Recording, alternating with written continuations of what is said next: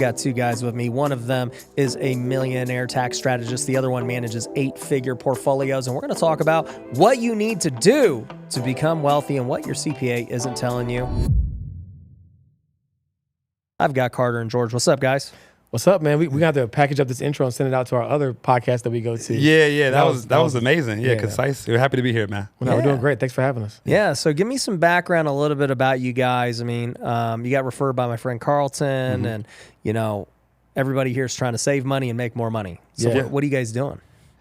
Yeah, well, I think it's simple. That's our strategy. We help people save on taxes and then take that money and start investing so they can ultimately reach financial freedom faster. Because if it's two things, my mentor told me, if it's two things you need to learn to become wealthy, one, how to keep your money out of Uncle Sam's pocket, and how to make money with your money. If you nail those two things down, you become wealthy by default. So I'm an amazing tax strategist. I found a business partner who's a phenomenal investment strategist, and together we've been able to change a lot of lives in a short amount of time. Yeah, so you're telling me you've been in tax, you've been a CPA for 13 years, is that right? Going on 13 years, yeah. 13 years? Yeah. And then George, you've been a strategist for how long? 13 years. Or managing portfolios and everything too, so same time. Yep. Then when did you guys partner up?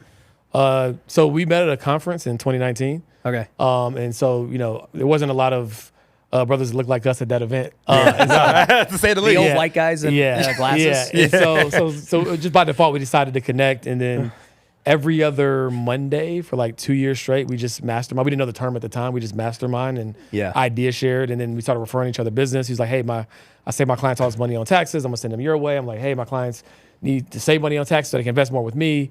And after doing that for a couple of years, we were like, we should probably just join forces. And so we brought our businesses together, and then have been growing it ever since. And just been trying to help as many people as possible. Our big goal is to decrease the wealth gap by $100 billion by helping 100,000 people achieve their first or next 1 million in net worth. No, I love that. So right now, you guys are working with a lot of well-off clients, right? Yeah. I mean, people doing 7-8 figures in their business. What are you seeing, like right now, the most successful clients do? Like, how are they running their business, their life? Like, what are they doing different than everyone else? I think our most successful clients are doing a few things. Number one, they're always investing in becoming better, right? Because one thing that we tell our clients all the time is that, you know, the school system taught us that it's mandatory to go to college and learn from people who are not doing what we want to do or making the money we want to make. But we think that's the end of our education. That's just the beginning. So a lot of our clients are investing in their education to grow their businesses faster. And as you know, education is a tax-deductible expense if it's related to your business. So that's number one.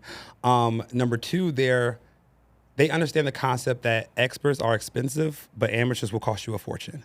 So they hire experts in all the major areas of their business, including financial management, so that they don't have to be the smartest person in the room, and they can get the strategies that they don't have to learn or spend their time doing, because they understand your job is to become the most exceptional business owner you could become, and you hire experts around you to handle the other areas of your life, where I think a lot of other people get that twisted and try to do everything by themselves, and that's where they're stretched so thin and don't become a master of anything. So those are the things.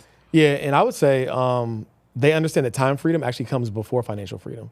So a lot of them buy back their time. So they have the house man. Shout out to Dan Martell. I know he was on your show recently. He was on ours as well. They had the house manager. They had the nanny. They have the executive assistant. They're strategically delegating everything that is delegatable, right? I would say that would be the common thread that I always see, right? They're not doing, again, not to say that those tasks are menial, but they're not the greatest use of their time. And so for our most successful clients, they have no issue outsourcing those tasks so they can focus on what makes them the most money. Because what they know is wealth is made through concentration, but it's preserved through diversification. And so there's this big myth of like the whole 7 streams of income. That's ridiculous. But the reality is like, no, the richest people in the world became really, really great at one thing. And then they took their excess profits and bought other things or invested in other things with their money. They weren't spreading themselves super thin. You see the end result. And you're like, oh, well, look, I mean, they've got this. And it's like, no, they were doing this for like a really long time.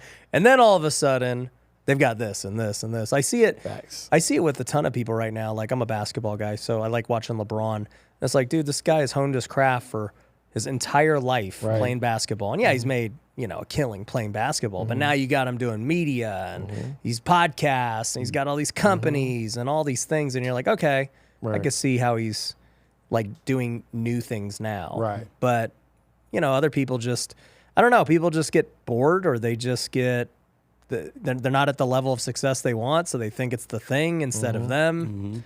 And it's like, man, it's hard to learn one thing. Yeah. Like really hard. To become a master, and shout out to Myron Golden. I know you had him on the show recently. He said he always told me, Carter, don't get bored with it, get paid with it. Ooh.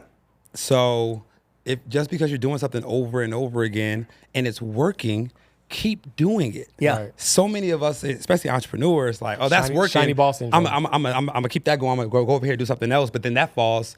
It's just like if it works, work it. And then diversify later. Yeah, I think people underestimate the level of optimization and depth that comes after you launch it. Like, launching it is just step one. Then you got to optimize and tweak and iterate. And I think people underestimate that. They get attracted to the launching because that's sexy. Like, oh, I can do this new thing. And then when they do it, it's like, oh, now the real work begins, and they want to move on to something else. Yeah. So, with your guys' business, we could talk about you guys as entrepreneurs and everything else, here later on, because we were talking about strategies with marketing and funnels. And that was events. therapy, bro. That was therapy. Ryan reset our minimum standard on work ethic. I don't know if I could do this. I'm like, bro, I do this every week. So we'll talk about that here in a minute. But I want to just talk about, like, for everyone listening, right? They're listening to this.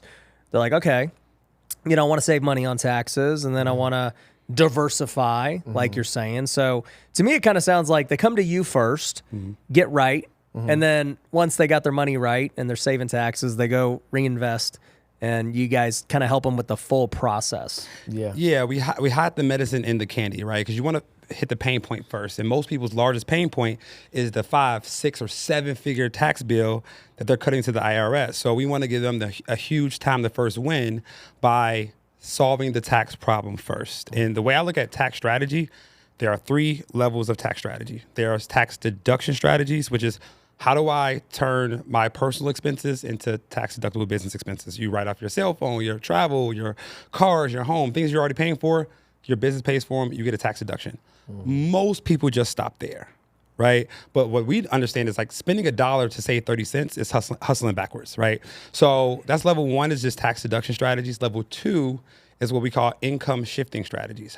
By the way, before we get into level 2, I just want to add to that, because I think a lot of people miss that. They're like, oh, well, I'm going to go buy this Escalade, right? Because, I'm going to get a $100,000 write-off. And it's like, you just said, like, you are going to spend $100,000 to save 30. Right. Yeah. And it's like, doesn't make it bad if you were going to buy it anyway. Yeah. But, like, a lot of people don't need it. Right. They're chasing the extra G-Wagons and just the tax write-off. But dude, I'm saving $30,000. I was like, but you owe $100 now. Yeah, so we don't want to spend $1 to save 30 cents, right? That's not good money math. But if you're already spending the money anyway, you might as well get a tax deduction for it, right? So that's level 1, tax deduction strategies. Level 2 is income shifting strategies. How do we shift money off of our tax return at our high 37% tax rate and put it somewhere else at a lower tax rate? And you can do this with strategies like paying your children from your business, move money from your tax rate to their 0% tax rate if you pay them below the standard deduction and they're a certain age. You can do this by setting up private family foundations, which you get to write off 30% of your age, up to 30 or 60% of your AGI, depending on how you structure it. Or you can do things like setting up a fiscal year management company. These are higher level strategies that the wealthy are using to shift money off of their tax return and put it somewhere else. I mean, how much do you got to be making for these to start making sense? So I think level 2, you need to be doing about, paying your children, you could do it 6 figures, multi-6 figures. The private family foundation and fiscal year C Corp, I would say your profit needs to be $500,000 to $1 million. Okay. For those to make sense, right? Because they all have upfront costs, and you have to contribute a lot to them. So these are like higher strategies, but at that income level, it could definitely make sense. And then level 3, which is what I know you're familiar with, is depreciation strategies through real estate, right? How do you buy an asset, cost seg, and depreciate an asset that's appreciating in value? Right. That's like the only one. That's the kicker. How can I buy an asset that makes me more money and saves me taxes simultaneously? And there are obviously strategies where you can write off more or less depending on if you're a real estate professional or if your spouse is a real estate professional. And these are the strategies that our clients are implementing. They're taking level 1 plus level 2 plus level 3 strategies and implementing it all in 1 year and able to save, multiple 6 figures in taxes. How many of your clients would you guess are one of them's a real estate professional? Oh, Like what percentage? 60 is after working with us. It's up there now. Yeah, 60 to 70%.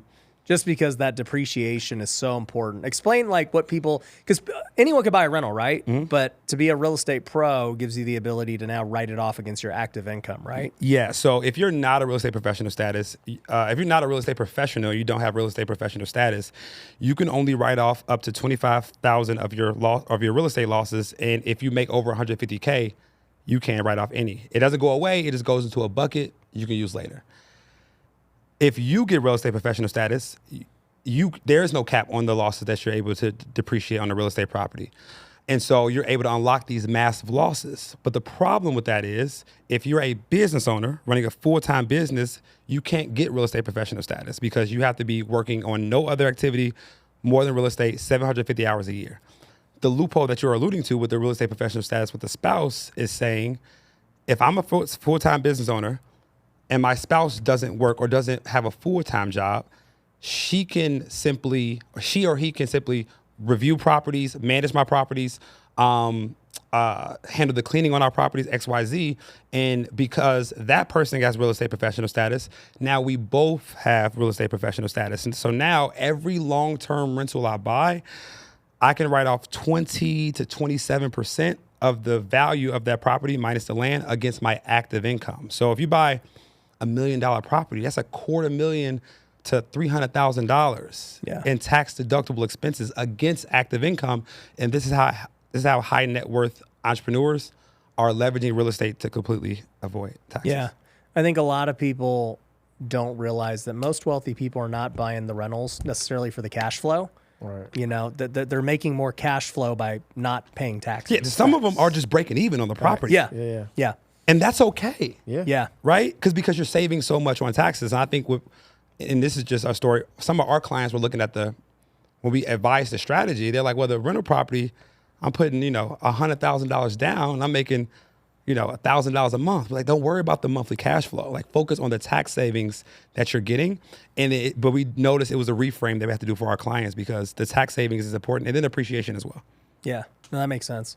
So, with that, you guys are helping people save money, save taxes. And obviously the goal is to keep more money to reinvest, right? So like, what are some things you're doing on the investment side?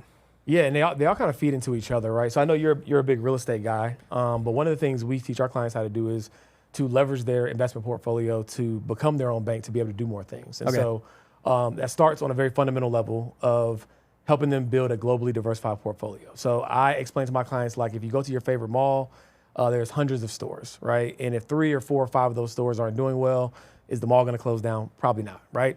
The ETF works the same way. There's hundreds of investments inside the ETF.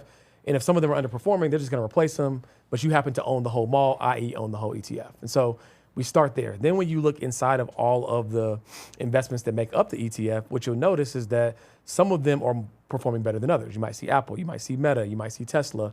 And you can ask yourself, okay, well, if I have $100,000 to invest, maybe I'm investing $70,000 into the ETF, but then taking $30,000 and investing in some of the outliers so I can have a overall greater performance in my portfolio. We call that a core satellite strategy, right? So maybe I'm investing in Apple individually or Meta or Tesla individually, but I still get that exposure inside the ETF. And so once they have that base, that diversified base, now what we do is we say, okay, well, what other investments exist that produce more cash flow? Because I agree with you that I don't think the stock market is the greatest tool for cash flow. Yeah. I think it's great for capital preservation.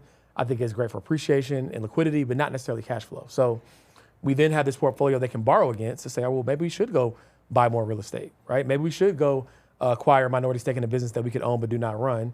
But because we're borrowing against the value of our portfolio, our investments still get it to grow and thrive, and we didn't sell anything, so we didn't create a taxable event. So now we have a stock portfolio that's growing and thriving with no taxable event. We got access to money that we were able to borrow to buy more real estate or acquire a business. And then because we don't need the money right now, we can take that cash flow and reinvest it back into the portfolio to rinse and repeat this cycle. So our clients are able to accelerate their wealth building because they're leveraging one asset to buy another asset. They have no taxable event, and the IRS does not count loans as income, as you know. So even the money that they're borrowing, they're able to deduct that loan interest when they borrow against the value of their portfolio. So when you're talking about being your own bank, are you talking about, life insurance and everything else? Well, that is a component of it, but essentially the concept of becoming your own bank is I have this asset that's positioned as collateral, and I can borrow against it while still having that asset. So whether you do that with life insurance or whether you do it with your portfolio, it's the same thing. So Charles Schwab, Fidelity, all the big investment institutions, they'll allow you to borrow up to 50% of your portfolio value. Now, obviously, before our clients are borrowing anything, we're analyzing, well, what are you borrowing the money for? What are you going to invest in? What is the expected return on that? So we're expecting the profits that they make or the cash flow they get to be far greater than the interest that they're paying. Now, where life insurance comes into play in this strategy is we'll get a policy that's greater than the outstanding amount of money that they're going to borrow against the value of their portfolio, so that as they continue to borrow that money throughout their lifetime, they can use the tax-free life insurance proceeds to pay off the loan from the portfolio. But we're not necessarily exclusively advising them to use the life insurance portfolio to do it. Can you do it? Is it a great vehicle? Absolutely. But we are just leaning more into doing it on the investment portfolio side. And the problem with the life insurance piece, number one, is oversold on the internet. Oh, yeah. without context, right? Because you can't just put your money in a whole life policy and borrow against it the same day unless you overfund it, right? Most people don't say that, and then people set up a cash value life insurance policy and then they don't get cash value for 2 years, which is a problem if it's not articulated properly. But also, the bigger thing for borrowing the life insurance piece is that if for whatever reasons you can't pay back your premiums, they can lapse your policy. And now your family is at risk, right? And so that is something I wish more people talked about, because it's all fun to be your own bank with life, but what happens when you can't pay it back and then now your family's without life insurance? And that's a big problem. I'd rather you just not borrow against it. So the unique thing about borrowing against your portfolio is, number one, when you borrow against it. So if you have $100,000 in your portfolio, when you borrow against it, your portfolio value is still $100,000. You didn't borrow from, you borrowed against. And then worst case scenario, they will just sell some of your investments to pay themselves back, not kill a life insurance policy that's going to protect you and your family. So I just like the delineation between the two, because I just want everybody to have the proper context. Right. Yeah. It's interesting because I think a lot of people right now are just really confused. It's like, oh, well, I heard about this infinite banking thing. And then, Ryan said real estate's good, but, he's like, oh, rentals don't cash flow. He's like telling me to flip and wholesale. And then, Bitcoin's going up. And then, like everything's working. Everything's not working. But I heard the economy sucks. Like, what am I supposed to do? How much of that do you deal with? Well, I think that we do a good job of not, like, when things are going well, like letting our clients know about the ebbs and flows, the peaks and valleys, right? Like with the end of last year after Trump got elected and the markets were rallying to all-time highs, I was like, this is great. I was like, but I told my clients preemptively that I do expect to have a very rocky start in 2025. You were not wrong. Right. Yeah. Like I told them that, and when things were doing really well, because at the end of the year, like, no way, it can't be. This is perfect. So I think if you are willing to, like, be real with your clients about like the ebbs and flows of market cycles and what's happening, and again, the other thing is we're not telling any of our clients to swing for the fences, right? It's like they're already taking a lot of risk. Most of our clients are entrepreneurs. They're taking big risk in their businesses. So when it comes to investing, like, it's okay to be boring, right? One of the quotes of my friend Ian Dunlap says, who's another great investor. He says, if you want to be exciting, go smack a lion on the ass, right? Go to the zoo, right? But your investing strategy doesn't need to be exciting, right? You're going through all those ebbs and flows in entrepreneurship. You're taking your profits. You're investing in boring things. You're stabilizing your base so that you can sleep at night, right? I think that gives our clients a lot of solace, because we're not recommending things that are going to make them anxious, right? They understand there's going to be ebbs and flows, ups and downs, but they understand the strategy. We're being preemptive about our recommendations. And when things are going well, we're telling them when to expect things to get rocky. Yeah. One thing I see is that pretty much all wealthy people who didn't inherit wealth, okay, so I'll make the caveat, people who built wealth, you got to work really hard. Most of them did it either starting a business, or maybe they worked at a high-paying job for many years, and they did a good job building money and income. And then, they got to learn this whole new skill set of investing. And so now they start putting their money in real estate or stocks or whatever, their choice is. The thing that I found is so many of those kinds of people want passive income, right? I'm sure you guys hear it all the time. Well, like, what's going to give me passive income? And I kind of have come to the conclusion that the only way it really is going to happen at this point is business. Like, I just don't. Okay, the stock isn't going to be like this passive thing. And to make the kind of income that you really... I was doing the math in my head. I was like, how much money what I need at like 8%, you know, without it even growing. I'm like, dang, dude, you know, I gotta like have like 40 million liquid, like, you know, like, that's not gonna get there. But then I'm like, okay, but you could definitely own a business, and like, it could get you there way quicker than probably getting 40 million cash. And then the same thing is true with like, okay, you know, Bitcoin and stuff, like it doesn't pay you anything. Right. And so then you're left with, oh, well, I'll just borrow against it. And like, that is a way to do it. But I'm like, man, how do you get actual passive income? Cash flow? The way your clients want it. Yeah, I think one thing that we're seeing our clients become more and more interested in is buying businesses, business acquisition, right? Businesses that they own but do not run. And so that's something that our clients have really been interested in lately, that we've been advocating for, sourcing deals. Because to your point, when you look at the stock market, right? At the end of the day, you're betting on the success of a business. You just have a very, very, very small stake in that say. Versus if you buy a small business, right? You can own, you know, whether it's a minority stake or majority stake of that business. But at the end of the day, you're betting on the success of it. So the more, if you can get back to the root cause of, I want to own more of successful businesses that produce cash flow, then you can win. So that's just a spectrum. The stock market is on the lower end of the spectrum in terms of the actual ownership and equity, and then buying small businesses on the higher end of the spectrum. So what we're seeing is people gravitate towards, I think they call it the silver tsunami, where all of these baby boomers who are retiring and don't have people that want to take over their businesses because their kids saw them, you know, build the business, blood, sweat, and tears. And the kid's like, I don't want any parts of that. I want to be a TikTok influencer. So all of these businesses are about to, you know, be abandoned. And then the people are stepping in like, well, I want to buy that lawn care business, or I want to buy that laundromat. So I think buying small businesses is the way, as long as you can get an operator in there and own it and you're not running it yourself. Yeah. The right person in the seat. You can control. I feel like I can control business metrics more than I can control the stock market, more than I can control the real estate economy. I can move levers in my business and I feel like I'm in more control.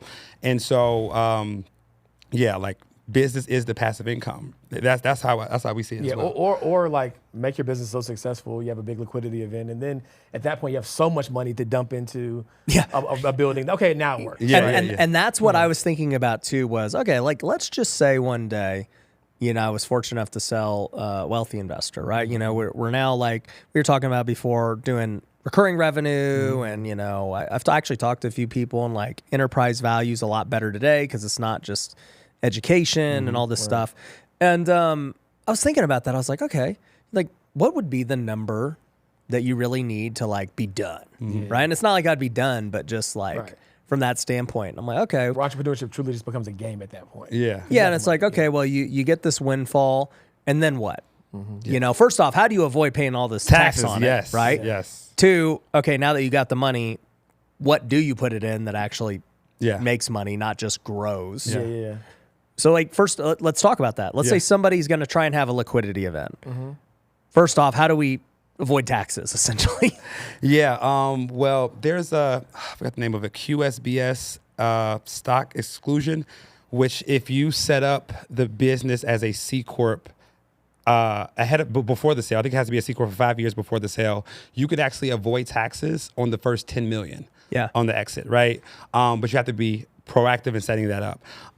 Outside of that, if you sell a business for 50, 100 million, you have to buy a lot of real estate to offset those taxes, dude. Well, you know what? I actually talked to somebody about that deduction. I didn't even know what it's called, but I just know. I in my mind, I just think of it as the C Corp thing. Yeah, the C Corp thing. That's not wrong. Yeah, it's like it's the C Corp thing. Yeah. But one of my friends who did have a $100 million liquidity event, he goes, yeah, I didn't have enough time to do it, because he said, like, yeah, you need to have it in place for like 5 years. He goes, but it's a lot more than 10 million because it's 10 million per owner. And he goes, so you could put your kid number 2, number 3, number 4, number 5. He's like, Ryan, how many kids you got? I'm like, I got a 4th on the way. He's like, that's 40 million with your kids, 50 million with your wife, 60 million with you. I was like, wow. He's like, so if you really did it that way, you could write off legitimately 60 million. Wow. Jeez. The more you know. The more I'm studying that as soon as we get back home. That'll help your clients. But yeah, like you only hear these things when you talk to really rich people who have like actually they're like, okay, do I want to do this? Yeah. And we're actually in Vegas for Hormozi's mastermind event. We're talking about exiting because that's been a focal point for us, because entrepreneurship became an asset to me like when I knew that you can actually sell it. Yeah. Right before, I mean, like nobody gave me that after the coaching. Yeah, I'm just making cash. Yeah, I was making cash, Yeah. and then when it stops, it stops. But like after going to Hermosi's event, it really opened our eyes to, oh wait, we can get paid in the interim while we build an asset that we can sell for more money than anything else. So and you can value add it far quicker than a stock or real estate, or you have no control over Bitcoin or Right. Yeah. So that's when business became real for me, and I realized that the reinvestment into your business is so important, because some people think like, oh, my business is, the expenses are rising, it's costing me cash. Like, no, you're reinvesting into an asset that will make you more money over time than you can possibly imagine. So for me, I think like a little bit last year, it got real for me, and now we reinvest a lot of the money into our business, because I'm not looking at it as just short-term cash flow constraint. I'm looking at it as a long-term exitable vehicle that, like you said, whenever that number is said, you can just sail up into the sunset until you find the next thing. Yeah. So I'm like looking at that. Okay, so you got the C Corp thing. Now let's say you have this liquidity event. Like what do you do from there? What are you seeing with some of your clients? Yeah, I think what a lot of people do is because they have some more money they know what to deal with, they're getting more into venture. Because venture is like the farthest end of the spectrum. Like you invest in 10 things, 8 of them are going to be duds, and then you can't even expect to get any return for 10 years. So some people will go the venture route, right? Invest some of their money there. Some will go super conservative and try to find relatively high yield dividend paying stocks because they don't care about the appreciation of the stock. They just care about the cash flow.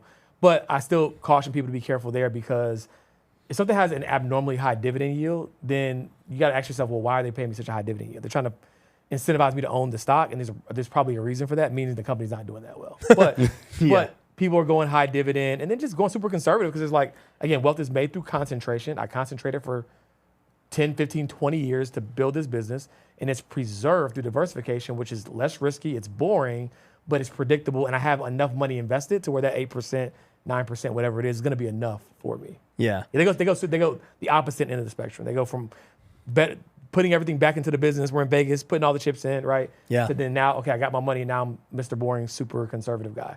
Well, think about that, right? I think most people have it backwards, though. They try to be conservative from the beginning. They're like, oh man, like I got to diversify because that's what everyone says. That's what every financial advisor says. And I'm like, no. Yeah. Diversification's stupid when you're broke. Yeah.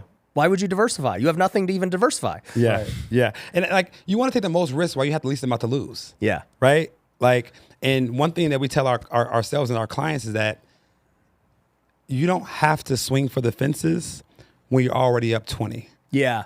Like, if you're already up 20 with the bases loaded, you've done everything that you're supposed to do throughout your lifetime. You don't have to swing for the fences. Getting on base is okay. The problem is, and when people start losing money, is because they have so little to invest, they need 1,000% return for it to be any type of money. And we tell people all the time, the best asset you can invest in is yourself. As much as we love the stock market and we say invest money in the S&P 500, you should first take that money and invest it in the SME 500, because you are the best asset you can ever have. Yeah.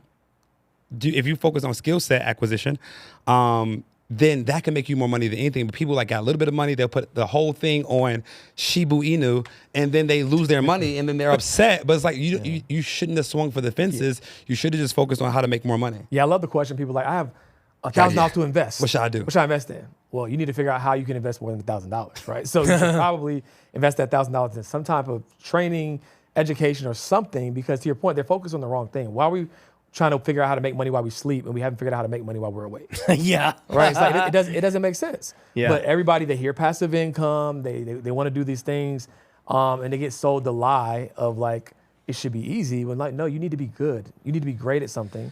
And then when you become great or world class at something, you'll make a lot of money for it. And then when you make a lot of money for it, then you can worry about investing. But you don't have a tax strategy problem. You don't have an investing problem. You have an income problem. Yeah. That goes actually to, I hear a lot of people who aren't making money who are worried about taxes. Right. I'll be like, so I'll be doing a training. I'll be like, yeah, guys, we could flip and wholesale. It's great. And they're like, why do I want to do that? Like, then I'll have to pay short-term capital gains. And I'm like, you're broke. Like, what do you mean? Yeah. I was like, you should actually be so excited to have a tax bill. Right. It's a privilege to pay Finally taxes. made some money. That means you actually made money. Right. Like, Yeah. I'm like, I see these. I'm like, dude, what world do you live in where you've never paid taxes, but you're concerned about the possibility of doing Right. it? Yes, we tell people don't worry about the tax problem unless you first solved the money problem. Yeah. Okay. Having a tax problem is a great thing. It's a great thing. It's a great problem to have. It's a problem. It's a leading Yeah. indicator that something's working. Yes. Yes. Right. Having 1000%. no taxes ever, and like you did nothing to not get them. Yeah. Like, it's not good. Yeah, 1000%, man. So, with that, I mean, let's talk about entrepreneurship. We were talking about it beforehand. So you guys, you partnered up a few years ago. Yeah. Both been doing it a long time, successful solo businesses. Yeah. What makes something like that come together, right? Because you didn't have to partner together. Sure. Right? Is it one of those things where 1 + 1 needs to equal 4, for it to make sense? Yeah, I'll speak to it first. Now that you go to. He tells me this all the time. If you want to go, because I love going fast. If you want to go fast, go alone. But if you want to go far, go together. So the reason that we partnered up is because I found someone who had the opposite skill set as me. Most people, unfortunately, when they try to find the partner, they say, "Oh, this person's just like me. We have the same exact views. Let's partner together." If both of you all are the same, then one of you all are not, one of you all is not needed, right? So you want to partner with somebody with opposite skill set. So I knew that he had an amazing fulfillment engine and an amazing view for the long term. I'm really good at marketing and client acquisition, and if I can acquire all of the clients and shake the trees and get the clients and he can keep them in the company, then we are a great partnership together. But I think that most people, unfortunately, just try to find a lookalike, and then one of them is not needed. Yes, I mean, so yeah, I agree with that wholeheartedly. It has to be complementary, and even in a romantic relationship, right? It's like opposites attract, right? And I think that the great thing about a partnership is you can't hide. When you're the only C-suite or owner of the business, there's really no checks and balances. Maybe you have an EA or somebody who really knows you, or a chief of staff or a CEO or a COO or something. But when you have a business partner, like, you can't operate in a silo. You always have to have checks and balances. And I think it helps. It doesn't slow you down. It helps refine your thinking. It helps you make sure that you're making the right decision. And for us, with him being a CPA, me being a wealth manager, it was just a complementary skill set that we felt like we could really get the best of both worlds with our clients and retain the clients for the long haul, right? Because anybody can just make a lot of money, right? It takes a different mindset and a different structure to say, how do we increase the lifetime value of these clients? How do we increase the enterprise value of our company? And our complementary skill set is he wants to run, gun, get as many people as possible. And I'm like, cool, I do want to do that. You're shaking these trees where all the fruit is falling, but let's not let the fruit hit the ground, right? We ain't got no baskets. Yeah. Exactly, right? So it's a great complementary skill set. And then on a practical level, I don't have it today. Can you pick up a little bit more slack? Yeah. And vice versa. So it was helpful. Yeah, it's not 50. People think, I think, with partnership and marriage, like, which a partnership is the closest thing to marriage, at least that I've ever experienced. It's not always going to be 50-50. Sometimes I only got 20%, bro. Can you pick up the other 80? And we actually feed off of picking each other up when when the other person doesn't have it in them for that day. And for us, it just worked out magically. And 1 + 1 equals more like 10, but it still doesn't equal 2. Yeah. Yeah. No, that makes sense. So, when you think about that, right? When I look at good partnerships, you said, opposites are kind of what you need. You don't need two similar people. Yeah. Right. I think most accountants and things are very like detail-oriented people. Yeah. From what I'm hearing, it sounds like you're like the detail-oriented one, and you're more of like the normal entrepreneur who's like running gun. Yeah. So the way we like to frame it is, I focus on the money today, and he focuses on the money 10 years from now. Right. But both are necessary, because if you're looking into the clouds 10 years, ain't gonna be no business, right? Yeah. But if you're only focused on the next step, then you never look up and see what the company could do. So, yes, I am the more I'm the let's break it and then we'll fix it later. Yeah. He's more of a let's measure 3 times and then cut once, and then we find a balance in the middle. Yeah. Of what we want to do. I think the other misconception too with partnerships is people think like you're delegating things you don't like to do or aren't good at, right? Versus saying, what are you uniquely designed to do that only you can do versus what I can do? Because he was the CEO of his own company before we joined, right? I marketed for my company before we joined, but it's like, now that we're coming together, were you really the best marketer, or is it just like, you're the only person that could do it, right? Yeah. And so now we had the luxury of saying, removing the ego. It's like, okay, well, you do make a better CEO, or you do make a better marketer. So how do we just take the best of what we do? Not that we can't do the other things, but how do we take the best of what we do that are unique to our skill sets to make the best decision for the company? Yeah. So what are your guys' roles in the company? Yeah, he gave me the title last year for my birthday. It was the best thing. Chief Revenue Officer. Okay. Yeah. Yep. So, CRO. Yeah, CRO. My job is how can we make as much money as we possibly can in the shortest amount of time without breaking things, right? And he's more a CEO, oversees the company, the brand, the vision, the team. I didn't know what a leadership team was. Yeah. Nobody ever told me. I'm like, dude, I got like an assistant and this paraplanner, like that's it. But when we came together, he was like, we need a leadership team. Like, what is that? And I think a lot of entrepreneurs don't know that, but they don't have a friend or a partner to take on that onus, because every entrepreneur is not meant to be a CEO. Yeah. Let's be very clear, right? And but most wear the hat because they don't know who else is going to wear it. Yeah, no one else can. Exactly. So I've been able to step aside and be like, I just want to go focus on making money and doing it in a ethical way as fast as possible. And then he gets to focus on the rest, and like he loves that. And like now we're not asking each other to do something that we don't want to do. Yeah. Like, I feel so free, like being able to just do what I want to do every day, versus I used to like have to change the hats every day as an entrepreneur, which, as you can imagine, with the 17 and a half businesses you had. Yeah. Yeah. It's a lot of work. How taxing it is on the mind, body, and soul, Yep. Yeah, I think the way we like to, so we have a COO who's about to get promoted to chief of staff. And so it's kind of like a triangle offense, right? So it's like, my job is to fly the plane, figure out where we're landing next, all that good stuff, right? And in a literal sense, if I was in the cockpit and I came back and asked the passengers, like, hey, do you want some peanuts? I'm like, yo, can you please get back to flying the plane? It doesn't make sense for you to ask that. So my job is to fly the plane, figure out where we're going next. Carter's job is to make sure we actually have people on the plane to fly, right? So like, who's getting the passengers on the plane? And our chief of staff, her job is to take care of the passengers, right? Make sure that the plane is intact, make sure that the customers are intact. And so that's kind of the triangle offense that we have with our leadership team. And so far it's working. And she keeps us both in check. Yeah. First you go from hiring people to tell you what to do, then you hire people to tell you what to do. Yeah. Like we'll be in like calls like with our clients or whatever, and like they ask about an event or something, like, oh, wait, we probably shouldn't answer that. Y'all not gonna get me in trouble today. Should answer that. Yeah. So. We'll leave that to her. Yeah. So who's we were talking about marketing and sales, so who's in charge of that? It rolls under him. Okay. Yeah. So all that just falls into the CRO.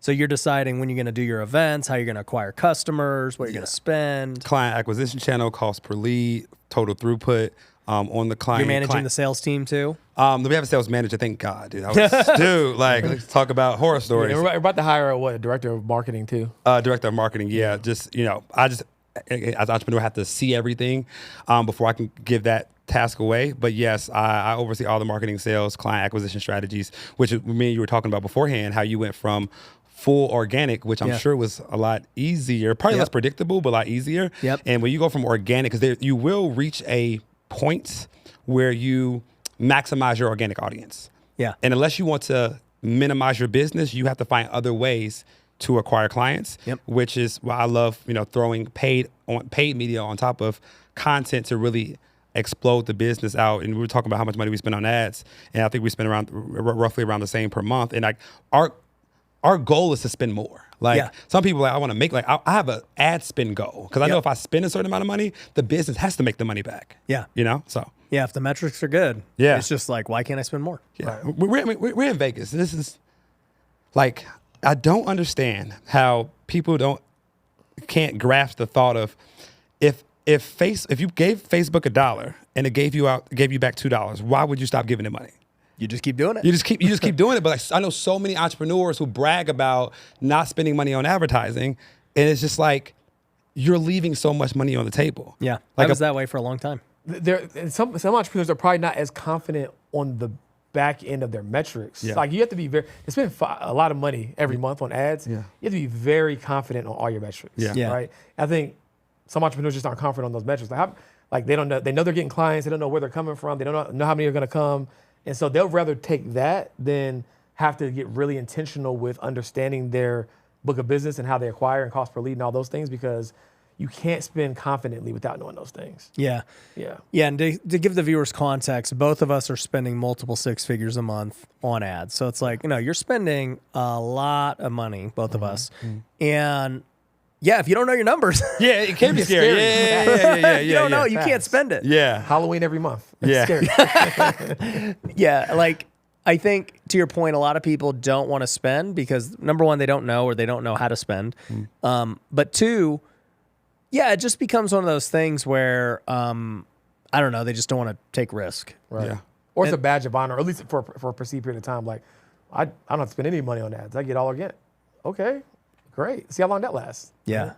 Yeah, it makes sense. Yeah. And we talked with Russell Brunson. Really changed my life because I met him at a mastermind event, and I really had a conversation with him, and he said, like, a portion of our money at ClickFunnels has Mark Zuckerberg's name on it. We call him Zuckbucks. and this is the amount of money like we give to Mark Zuckerberg every month, because what happens is business owners have a big cash flow event, and then they either spend the money on personal life or they don't want to reinvest it. But if you have a certain percentage on reinvesting it into getting more clients, then you'll create a perpetual system so that the business doesn't stop. And so once I had that thought process, it just made us more responsible in our spend. But overall, to your point, if you're not keeping track of your metrics, it is not predictable. And we all fear what we don't understand. The reason why we can confidently spend six figures on advertising is because I'm sure you're like me. You understand the metrics of your company inside and out on a daily basis, which gives you the confidence to spend. And I think if entrepreneurs aren't doing that, then they need to reallocate some of their time in their business or find somebody to do so they can gain that clarity to be able to spend more on acquiring clients. Because Russell also said the reason that he's winning at such a high level is because he can outspend his competition. You won't outspend me. Yeah. And the only way I can do that is by knowing my numbers. Yeah. He, he was here about a year ago, and that was the first time we really got to spend a day together and just talk and, everything else. And one thing he had mentioned was, even though he's like kind of known as the paid ads guy, he was like, here I'm actually the same thing you guys said too. He's like, I'm here to actually learn like the organic, like, and see what it's like to run a media team. Cause he's like, I've spent all my career like spending money on paid. And he's like, I haven't focused on organic. So I want to like see how it goes down. I was like, oh, okay. Yeah. Well, I want to know paid. So, I want to understand all that. But, we're kind of going into a world where if you want to scale, you got to have both. Yes. It's not a one or the other thing. It's a both thing. Yeah. And, I got to see him at his office a couple of weeks ago, and I was filming on his show, and we were just talking about how things have changed dramatically in the last year. It's like things are just constantly changing with what can customers afford? What do they need? What are their new problems? Okay, well, what's cost per leads now? Like, okay, is this system outdated? Do we need to create a new funnel to acquire customers? Like, everybody's always looking for just whether it's a big overhaul or just a slight tweak. Yeah. And I think that we were talking about like the game of entrepreneurship in general. I think like just understanding that like it's a never ending journey of learning. I think people get into this game of thinking like, all right, well, I'm gonna work for myself and set my own hours and all these things, not realizing that like the launch is one thing, but it's just optimize, tweak, iterate, pivot, because the world is always changing too, right? And if the world's changing, your business isn't changing, what do you think is gonna happen? Yeah. You're gonna become obsolete. Yeah. So what do you guys think about with your guys' business? And, you're in a business that has a lot of labor, right? Like how many employees do you guys have at this point? 42. 43, 40, somewhere around Yeah, you need strategists, accountants, bookkeepers, all these things just for fulfillment, right? Yep. I used to run a tax company, so I know like how labor intensive it is. And, it's like, okay, with that being said, how do you think about scale knowing that that's kind of a bottleneck? Because you're over here like, hey, I want to spend more and get more. And then you're like, hey. Chill, bro. Yeah, like, we can't handle that much. Right. How do you mesh those? I think you have to have a really good hiring forecast, and just really predict based upon the metrics and the goals that you have for your client acquisition to make sure you're on pace with the team to be able to fulfill. Because at some point it does become economies of scale, right? If one advisor can serve 115 clients, right? Even if you're paying an advisor $115,000, right? You can do the math; it'll make sense, right? But the bottleneck is, does the talent exist? Where are you finding the talent? How quick are you getting the talent? So having a good hiring forecast is helpful. Also, we're leaning heavy into AI. So our chief of staff, she's going to be leading the charge on making sure that how can we pair AI with what we're doing to be able to streamline and scale the service component? Because in the past, a lot of the work is like researching certain strategies that are specific for that client. Whereas now with AI, we're imagining that we can streamline that a little bit further. So using AI to evolve the business. And then also just diversifying the way that we serve our clients, right? Because in the beginning, when we first came together, people would pay us up front for our overall advisory services, right?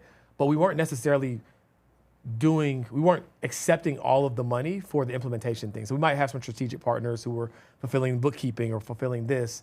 And now what we're realizing is we want to deepen the LTV of all the different services that we can offer. So that way we have more ways to make money from the client, which make us a little bit more secure in how we're able to run the business. But and they'll be stickier. Yeah, exactly. And all these many things. Exactly. Yeah. So those are the things we're doing right now, but it is labor intensive. And then again, we'll continue to pay attention to how AI evolves the world. I mean, if it gets to a point where AI agents can be our advisors, great. Yeah. Margins will be amazing. Yeah, well, that's what I was thinking too. I was going to ask you, right? AI is changing things dramatically. Yeah. And it's not just menial task. It's like, now they're coming after CPAs, doctors, lawyers, the engineers who created them. Yeah. It's like, man, where does this all go? Like, how do you guys think it plays out? Yeah, well, we were... I guess I should say...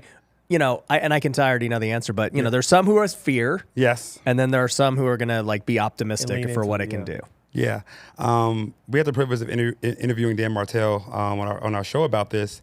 And he had very similar sentiments, like, may the best prompter win, right? It's like, it's not the AI that is the tool that's going to replace you. It's the person that knows how to prompt it the right way. Yeah. Right? So if you align yourself to be the person that knows how to prompt the AI tool, it will just make you more powerful.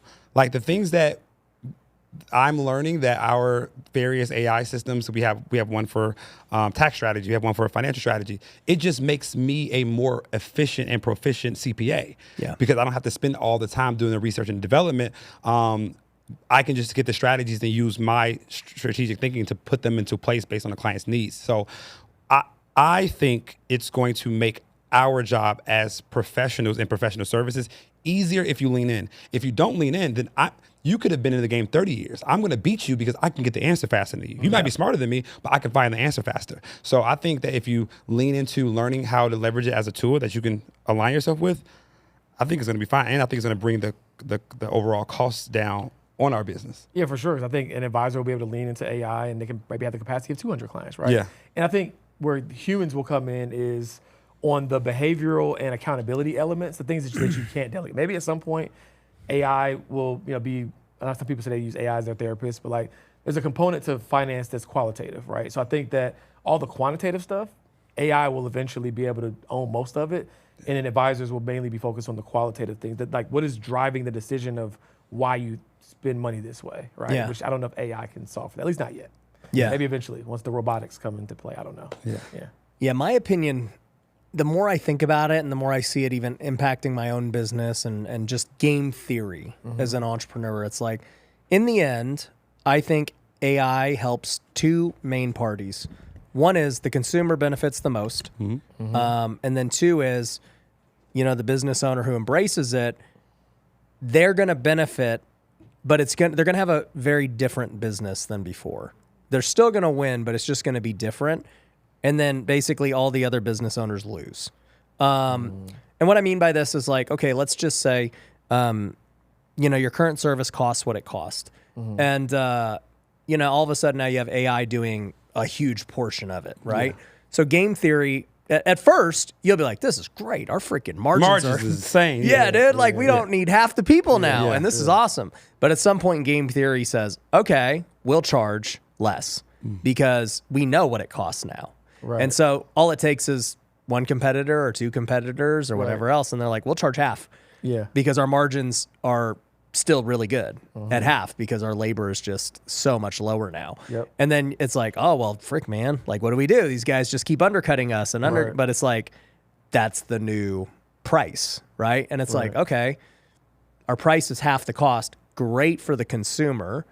How do we win? Well, we win because now we're going to have way more consumers available to us that never could afford it before. Right. And so it's like, okay, maybe we have double the work now, double the customers, margin's the same, but like it's just, we have twice the customers, but it's not more work. Yeah. Right. That's the thing. Because of the technology. Yeah. Yeah, it's not more work. It's just more. So that's why I say, like, I think the people who win are the customers. Number one, win in all of this. Yeah. Yep. Number two, the like the business owner who adapts wins. Yeah. Because those who don't just are dead. Yeah. Yep. Yeah. Like that's how I think all this plays out for any business. And that's how a good economy is supposed to work. Yeah. Right? It's supposed to work that way, where the competition enters the market, is beneficial for the consumer. Because when competition doesn't enter the market, businesses become antiquated, they become clunky. And that's why monopolies aren't supposed to exist. Because if you don't have competition, by definition, then you can just do what you want. It's like, well, okay, what are you going to do? Go to the other power company. You ain't got a choice. Right? Go to the other power company. Well, there's only one in this city. Yeah. Sorry. Yeah, and Right. I think where entrepreneurs do win is through brand. Yeah. Though, because like if I could go to a cheaper competitor, but Yeah. I like you because of who you are, Yep. I'm gonna stay. Yeah. Right. And so we are investing heavily in our brand because we don't want to have to play the game of the rushing to the bottom. Yeah. Right. We want to be able to charge what we charge and have our clients stay because they like us and they know us and they trust us. And I think, again, that's why you're so heavy on your media team, in which while we were having that conversation, like, how do we build a proper media team? Because we know that ads is one thing, but if we built this brand of people that love, trust, and appreciate us, if somebody tries to undercut, they still will stay. Yeah. So I think that's how entrepreneurs win in this season of AI. They have to go hard on brand. Yeah. Yeah. Which is a whole other thing that Gary V talks about, just like the AI influencers and what that's going to be. That's going to be interesting to see, like how many, like, because it's endless, right? Yeah. Like how many of those could you create, and what does that mean for that? Yeah. Well, it's kind of like, there's this thing called Moore's Law that is really fascinating to research. It's just about how technology doubles, like every 18 months or something. And so like these computer chips just keep getting better and better and better. And, the end result technology-wise is always that things come down in price when technology increases, and they get infinitely just better stuff, right? Yeah. So it's like, the cell phone's a good example, right? The first phone's like 10 Gs. Yeah. It's a brick. Yeah. And now it's like the most powerful thing in the world, and it's $1,000. People complain about it, but it's like, when you look at what it was, it's not even close. Yeah. Or the TV. Plasma TVs are 10 grand. Yeah. Right. And now you look at these TVs today, they're paper thin. Yeah. $300. $300. I'm like, yo, what was this when I was in college, bro? Yeah. I was fighting for my life trying to buy this TV. The big back, TV with the big back. Yeah. And it's like, brand definitely matters, because Samsung can charge more than some cheap Chinese brand. Yeah. But like at the end of the day, Samsung can't be 10 grand. Yeah. Like, Yeah. Right. You still have to be within reason of the market. Yeah. For sure. So that's why I think like we can, having brand, still charge more than everyone else, but within reason. Yes. And that was why, like, even for me, I changed our business on the real estate side with Wealthy Investor to being like, okay, what is the market demand right now? Like, even if I think my product is better, which I do, what is the market demand? And it's like, well, the market demands that the real estate market's soft, and a lot of people have gotten hurt the last couple of years, that they ain't got 20 grand to go drop on this thing. Yeah. So what are you going to create that fits the market's needs? And so it's like, man, we got to innovate to create something they want. And I even look at, you mentioned Tesla a few times. I love like Tesla's offer, because if you think about their offer, they're like, hey, we'll sell you a car that's cheaper than everyone else's. It's faster. It will drive you. You can just order it straight up right here and get it tomorrow with no haggling or anything. And by the way, we'll also make it better along the way. Like we'll just keep updating it and give you new features and stuff. And it's like, damn, how do you compete with that? You don't. I mean, and you can have brand, and you could be Ferrari, and people will still buy it, but it's like, you ain't. Tesla's selling however many they sell, because the offer is so freaking good. But it's just tech. Their tech is just, they forced everyone to create electric cars. Yeah.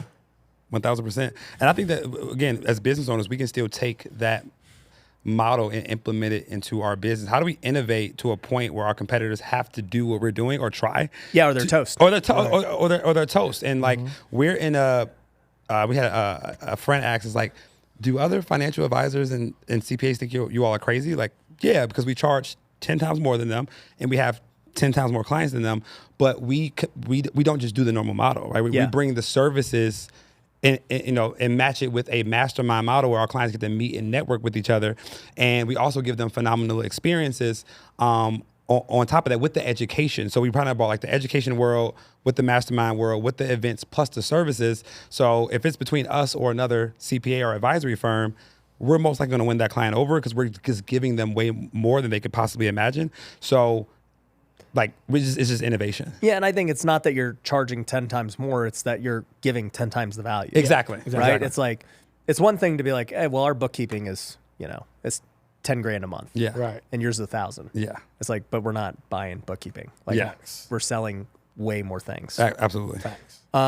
So, as you guys think about this and where you want to take things, where do you see you guys going in the next couple of years? I mean, you talked about potentially building enterprise value and an exit. Like, what's the goal here? Yeah, for us, the goal is to, right now we are the faces of the business, right? And it's working.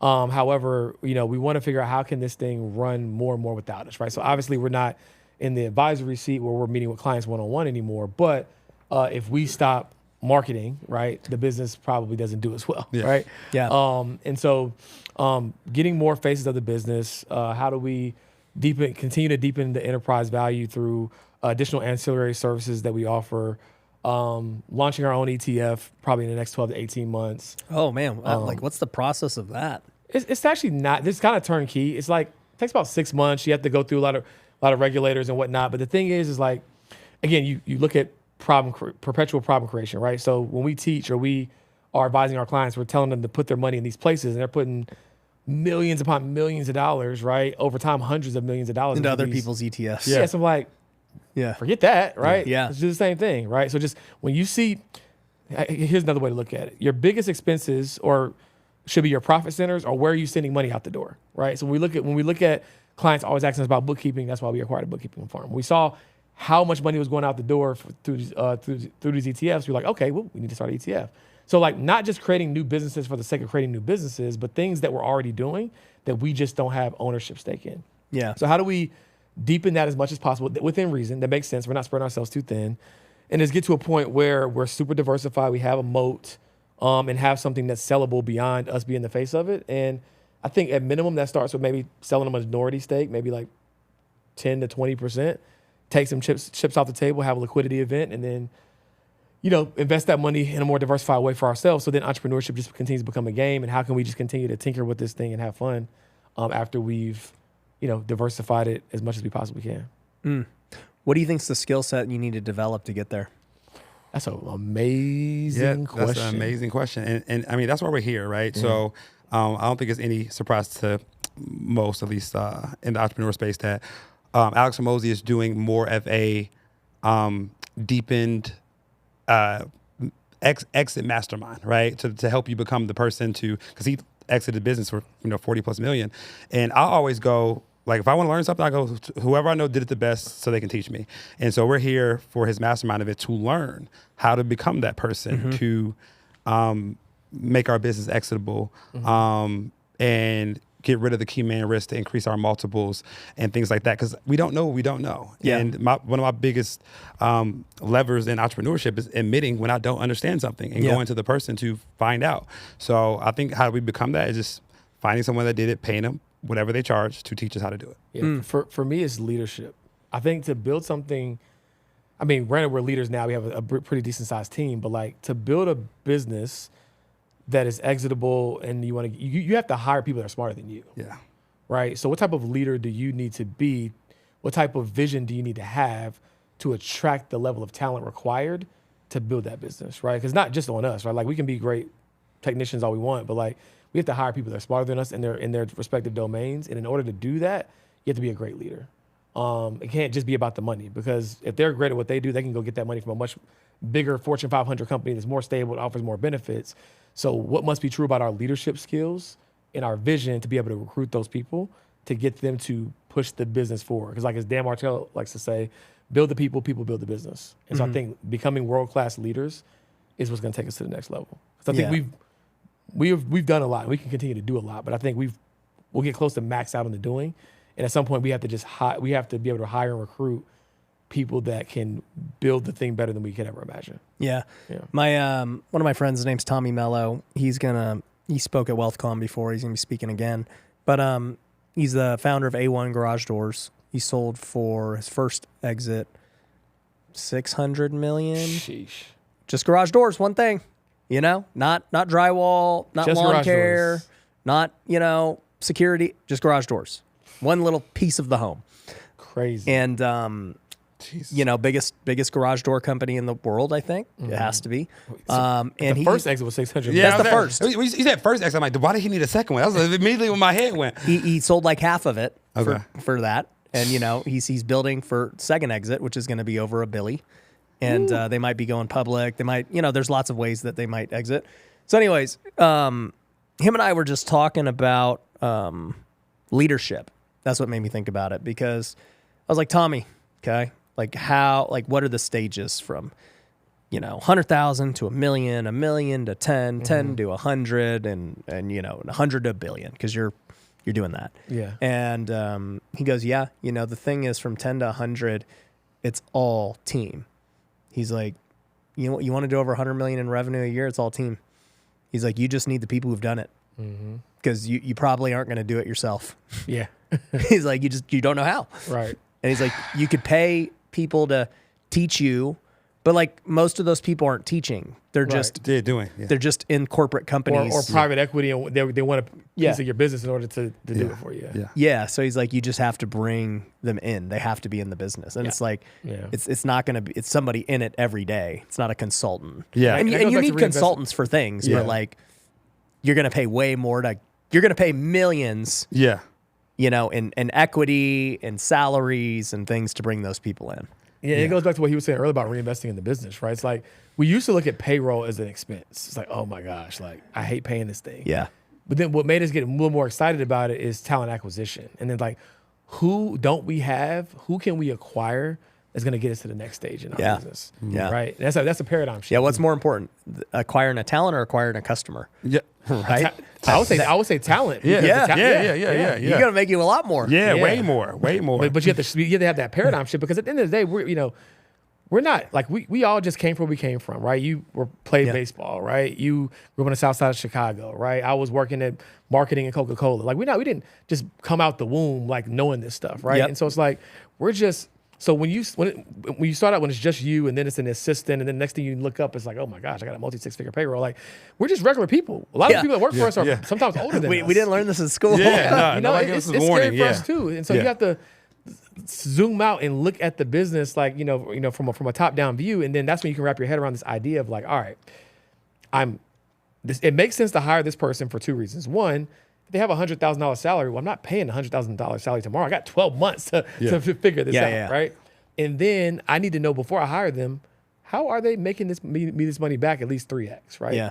And when you look at it from that lens, it becomes a little bit more digestible versus feel like, oh, I'm on the hook for this big dollar amount every single month. And it still doesn't make it any less scary, because, we could have ebbs and flows as a business. Their salaries stay the same. Yeah. Yeah. Right? It's like, ooh, we had a rough month. Okay. Yeah. My check is still the same. Mark, these didn't convert. Can we get that ad spend back? Yeah. Right. He's like, nah. Nah, bro.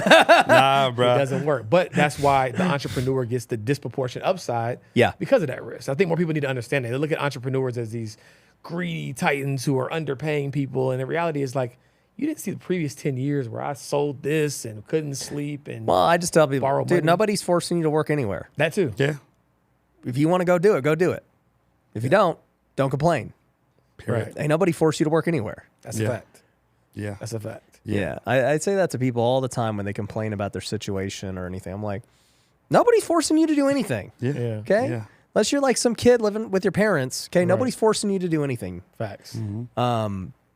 But yeah, I mean, it's interesting because, you guys have a podcast, and we come on these podcasts and we're just talking about what's working for us in the moment. But as you said, we really don't know anything. You know, we're just like trying to figure it out as we go along too. And it's like, all right, well, I can see somebody else's mistake they're making because I've already done it. Yep. But I don't know what mistake I'm currently making. Right. I don't know what I don't know, and I'm gonna just probably stumble into it, and hopefully it doesn't kill me. Yes. Right. By the time I walk into it. Yep. Yes. Yep. And it's the willingness to do that. Yeah. Most people just don't have the willingness to do that. They'd rather pick known hells than unknown heavens.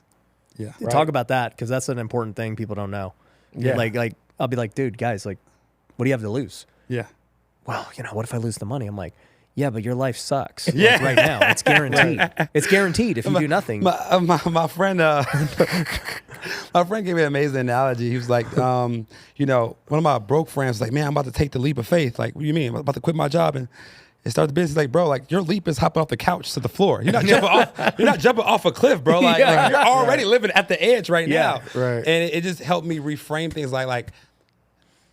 When you don't have much to lose, that's when you should be taking the most risk at all. Like, and when you play it out, right? Like, all right, you lose your job. All right, you start the business, it doesn't work out. You lose the $10,000 you had saved up. What's the worst case scenario?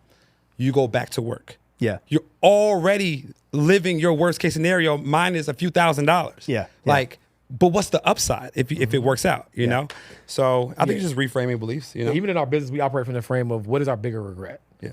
Right? So it's like, is our bigger regret that I pay this person and they don't do a great job and then I have to fire them down the road? Or that I have this low pay person that I know is not good. I'm saving a little bit of money, but now they're killing my business upside potential because they suck. Yeah. Right? So it's just like, you have to like frame things the right way to be able to make decisions that make sense for you. But you got to take the risk. Yeah. You got to take the risk. When I started my house flipping business, I maxed out my credit cards for $50,000. And by the way, I didn't even have $50,000 of credit. I applied right then and there, and my name, my wife's name, Just took all anyone's name. Yeah. Anybody can get it. Anybody. Yeah, just whatever. Who's got a social, right? Yeah. And we're just applying. And, I get all the credit, and I'm like, all right, well, we're going to go buy a deal. And, we buy a deal, and then I still had a little bit of money, and I saw another deal. I'm like, what's the worst that could happen? Like, I'm already, like, all in at this point. I might as well buy them both. And so, you buy them both. And, my mindset really was at that point, looking at the true big picture. I'm like, hey, so I'm an optimist. What happens if this works out? Well, if it works out, we're, going to make $50,000 on these two deals. And like, man, that's going to set the stage for everything else that could happen in the future. I would have never imagined it would be what it is today. Right. But even then, I'm like, dude, I could be making 6 figures a year if I just do like 5 deals a year. This is great. Right.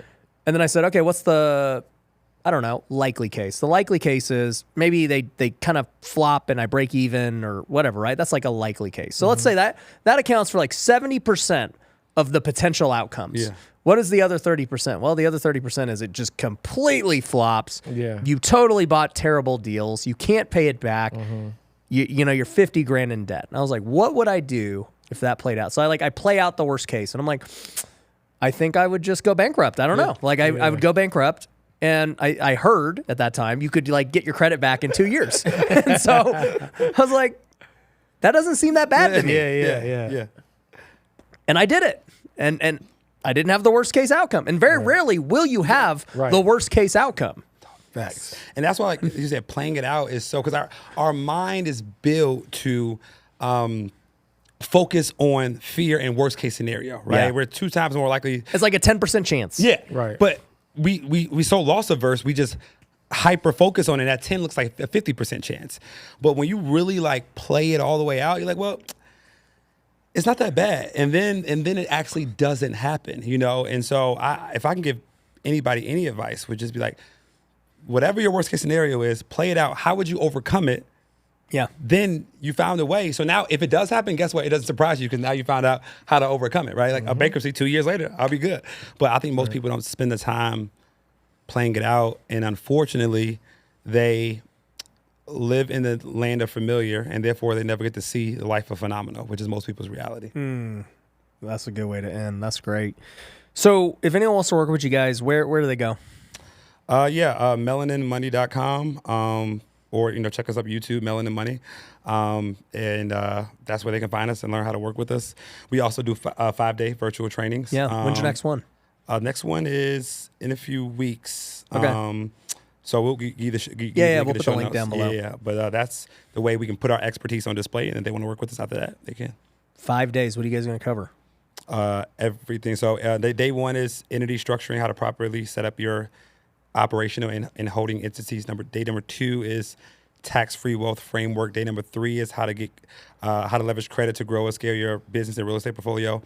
Day 4 is more on his investing strategy, and day 5 is how to access your retirement savings, penalty and tax-free, so you can have that money to buy businesses or real estate. Nice. Yeah.